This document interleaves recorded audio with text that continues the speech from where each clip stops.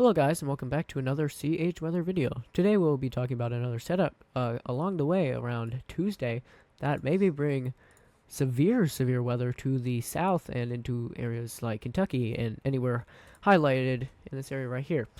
And we'll get into that later. So let's get right into it. Here, if you see you're in the darker orange area, which I am circling right now, that is a 30% risk for severe weather. And just keep in mind that this is 5 days out. So putting any risk after 4 days out is pretty rare for the National Weather Service or the Storm Prediction Center. So if they put even a 15% risk days out ahead, that shows that they have significant confidence that a severe weather can occur. Especially if you see a 30% risk, because you do not see this a lot. This is actually very rare. This does not happen a lot. So if you're in any of these cities, Little Rock, especially Memphis, some of those larger cities, then you always have the smaller cities. Make sure you're on the watch out, and also if you're anywhere in the yellow, because you also have the possibility for severe weather, because that includes Baton Rouge, Nashville, close to Louisville, but not Louisville just yet, and St. Louis. But keep in mind, just because you're a little bit outside doesn't mean you don't have a chance of severe weather. So let's look at what's even causing this severe weather outbreak that could possibly be occurring. So as we go into the future, we're looking at the GFS 200 millibar wind speed. So this is kind of just showing where the jet stream's at, and 250 millibars is just another way of saying height. It's like saying feet. So as we continue to go through, you can see a high pressure system forms here. Alongside with that, you can see this emergence of a low pressure system over California, which will bring rain to the area. It deepens to 1,000, even lower, 999, then 986. You can see it really grows. And one thing that we have to talk about is this is when the severe weather really happens. You can see it's beginning to become negatively tilted, which means it's tilted like that. And when you see that, that is a strong indicator of strong storms, including strong tornadoes. Also, you can see this jet stream. Because of the directions that the arrows are going, you can see that it is taking any air from down here in the Gulf of Mexico, all this warm air with very high dew points, and it's bringing it up into this area of possible severe weather. And that's one of the ingredients that has to come together for any severe storms to occur. And that is definitely happening here. Looking at the simulated satellite, this is also the GFS, and it's in 1 hour intervals. You can see it starts out with a lot of rain, especially in the Ohio Valley over here in these areas, Illinois. It starts out with just a lot of rain, but you can see storms start to pop off around the Oklahoma-Arkansas border down into Texas. And then they really fire up into, these are most likely supercells, especially into Louisiana, Arkansas, and as they travel into Mississippi, parts of Tennessee, and maybe a little southern part of Kentucky. Then it starts to, this is where the supercellular threat is focused, and then it starts to congeal into a linear mode, as you can see right here, which could still have embedded supercells and embedded tornadoes, but we're expecting for it to become more linear. Well, what does linear mean for some of you guys? Well, a supercellular threat means that you have a larger threat for tornadoes, wind, and hail, especially hail and tornadoes, because those really can only big hail and strong tornadoes can occur with supercells most of the time. I'm not saying that it can't happen with linear, but linear ones are mainly windbags. So as you can see, and they're also pretty big. So if I move from day 5 to the day 6 outlook, you can see a larger 15% risk for areas from Florida all the way up to Maryland. And this is where we expect some of the linear risk to be throughout the Carolinas. Looking at the dew point, which is another ingredient for storms, and it basically just means the temperature that the water in the air, the atmosphere, has to be cooled to in order to reach a relative humidity of 100%. So anywhere in the orange, 70 degrees, green is 60 degrees, says right there. So, I mean, obviously, the higher you have it, the more likely that you're going to have relative humidities that are a lot higher. And as you continue to go, as this low pressure system forms, you can see an influx of a lot of warm air and dew point into the severe weather threat area. It starts out into Texas, and it gets even more. You can see, especially here in our severe weather area, which goes from Louisiana up to a couple parts of Kentucky, Tennessee, and Mississippi. And it doesn't stop there, actually. It continues to go, and you can see these strong dew points though severe weather could persist to the east and also possibly up into the Ohio Valley, since there will be enough cape up there to see maybe a couple storms. Not as strong as we'll see in the south and in the 50% risk on the east coast, but still some storms to watch out for. Then you can see as we get into Wednesday, when the east coast gets to see the storms, you can see the strong and high dew points in this area as well. This model shows us where the cape and the wind shear is overlapped, and where you get that overlap is where you can see some of the stronger storms happen. CAPE is basically, it stands for Convective Available Potential Energy, and it's like the amount of energy that the storms get to take available of. I guess you could think of it like your morning coffee. And the wind shear is the changing of wind direction and speed with height. So if you get a different wind speed and direction with height, the air is spinning, so that's what causes tornadoes and supercells to form. As we go into Tuesday, you can see an influx of this cape and overlaid with the wind shear. But the only problem is, one reason the risk isn't really back here is just some of the other ingredients are really lacking from Oklahoma down into Texas, for example. Maybe a little bit of dew point, some other things. The really smart people at the Storm Prediction Center know a lot more.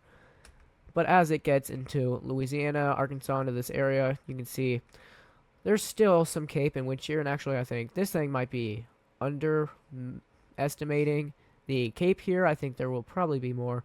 As we get closer, we'll probably see a larger plume of cape. It seems to be just a little bit off. But still, just because you're looking at this and like, hey, there's no cape or wind shear here, so the model must be right. We're not going to have severe weather. That's wrong. You need to still be completely aware of having severe weather. As you watch this, you can see it still goes up to Indiana, Ohio, areas like that, and then returns to the East Coast for the East Coast part of the storm. We'll now be looking at the GFS model for simulated radar, and the GFS model goes out pretty far, although after about a couple days or so it gets pretty inaccurate, but it can still give you a vague idea of storm systems that move through and areas that they could possibly meet. So we're just going to look at that to get a kind of starting idea of seeing what any storms that can occur later on. So you can see this is the start of the storm. You can see a little bit of fire up. The fire up starts in Oklahoma and Dallas, and this is actually, if I pull it up, you can see where this initiation is actually at the start where that yellow is between the line of Oklahoma and Texas, Oklahoma and Arkansas. As those fire up, they get moved into a more favorable environment, they get stronger, and it goes like this. So you see supercells, you can see there's one over Little Rock. All of these could be supercells producing strong tornadoes and strong wind. You can see as it moves east, it moves into that linear mode. You can see there's storms that are going through, first line of storms that go through Ohio, Cincinnati, Columbus, Indianapolis, and the severe weather down the south. Linear mode, embedded tornadoes, wind, hail, all a big concern here, and some rain up into St. Louis. Actually, anywhere in here can expect some pretty heavy rain. If you're kind of by the Ohio River, Louisville, St. Louis, Cincinnati, you could expect a little bit of flooding with this. But as it continues east, more storms for the Ohio Valley, and again, it's in that linear mode until eventually goes off into the ocean to never be seen again. As we keep going on, you can see there's rain that goes through Iowa and Nebraska. Eventually becomes a little bit of a storm system, mostly brings rain, maybe a few pop-up storms, especially into Alabama. Now, once we get out here, this is 3:13 at around 9 p.m. Honestly, this model is taking educated guesses at this point. This is 2 weeks out, and really anything we're seeing here it's just guessing. So it can give us a general idea of what may occur, but nothing too crazy. And don't get your hopes up or your hopes down if you like severe weather if you see this missing your area. So you can see storms forming from Dallas, Texas, all the way up into Canada towards Quebec. And as we continue to go, propagates east, gets strong over the upper Midwest, which could be an upper Midwest severe weather system, continues to move towards the east and slowly fizzles out. Looking at the supercell composite, which basically just shows us the chances of seeing supercells in any area, which is very helpful to look at, especially during this. As we get towards Tuesday, you can see it starts to pop up in Oklahoma City, kind of a little bit in southern Texas, And that's just the border of where storms may start, kind of initiating between the Oklahoma City, right here, Oklahoma City and Little Rock. So Oklahoma, Arkansas line down into Dallas. You can see some, the supercell composite gets a little high here. And then, again, down here, I feel like this model's underestimating the severity of this. I feel like it should definitely have more green and even yellow into these areas. I feel like it is severely underestimating all of this, especially with some of the other models that we've seen. But here into Baton Rouge, into Louisiana especially, this is a little south of the actual 30% risk. 30% risk ends a little north of the panhandle right here. Supercell composite gets pretty high there. As it gets onto the east, you get a little flare up again of the supercell composite, although supercells are definitely not a large concern for the East Coast, but again, still, many things to watch out. We're still pretty far out, so things can change.